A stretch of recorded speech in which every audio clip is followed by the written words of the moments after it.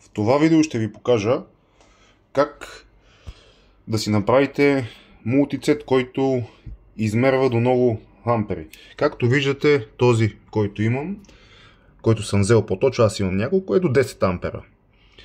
Ампераж, знаете как се мери последователно, но за случая тук ще използваме съвсем друг начин с помощта ето на тази тел. Виждате, медна тел, дебела 2 мм, понеже такава имах. Сложил съм от едната страна една щипка с кабел, който имах. Кабел е дебел, може да сложите и по-тънък, много зависи до какъв ампераж се мерите. Този е дебел кабел и едножичен кабел, меден 2 мм. Може да е свит, може да е изпънат както моя. Сега ще ви покажа колко лесно може да измервате до над 100 ампера, а може и повече. В моя случай ми трябваше мултицет, който измеря до 20 ампера. Аз обаче нямам такъв и бях се насочил да си купувам, но в случая случайно видях този трик, който е супер лесен. Всеки може да го направи. Мултицетът, както виждате, е вързан за мерене на волтаж и на останалите неща. Не съм много запознат с електрониката, просто ми трябваше да пренастройвам едни преобразователи на 20 ампера, а нямах такъв мултицет, който да видя съответно какво се случва. Включил съм го на най-обикновеното как си е за мерене на волтаж. За другата цел мултицетът трябва да е включен на 200 миливолта ли, не знам как се казва точно. Не съм запознат точно с електронните термини тук и мултицети. За случая имам, не знам как му казват, лабораторно захранване ли.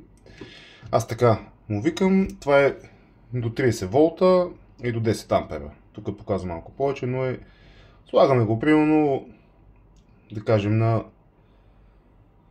5-6 волта. За целта вероятно ще ви трябва това нещо, защото с него съм калибрирал тази тел, която ще ползвам за напред, ако ми потребва нещо по-мощно, или може от някой да вземете, ако имате кой назаем, или някой юрет, който може да свърши същата работа, не е проблем. Така, само тук да стане по-ясно, да махна кабелите. Това са кабелите на захранването. Даже ще го изключа и така да не работи. Аз в момента тази тел съм е калибрирал. За целта трябва да сложите накрая плюса на захранването и минусът го слагам накрая. И тук да го сложа, и тук да го сложа, няма разлика.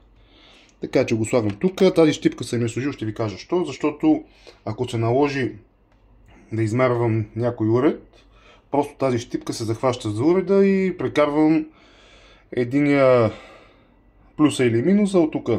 Минава и е много бързо и удобно. Така, сега вземаме плюс. Айде, ще започнем с плюса. Плюса на мултицета, ето виждате, той даже в момента прави някаква реакция като го докосвам. Плюса го слагате до само началото. Ето, слагам тук плюса, сложене. Тук има малко място.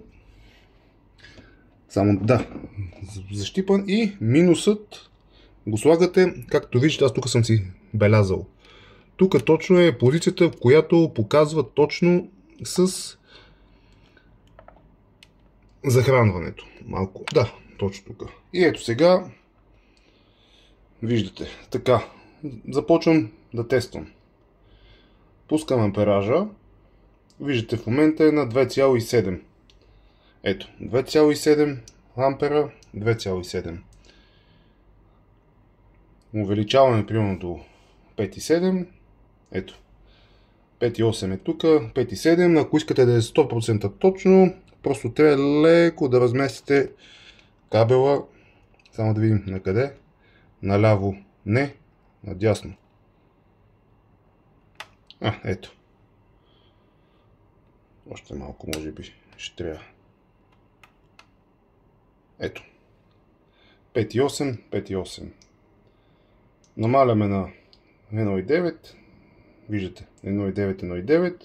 Вдигаме до 9 ампера. Ето, 9,1, 9,1 тук. Супер лесно е, всеки може да си направи.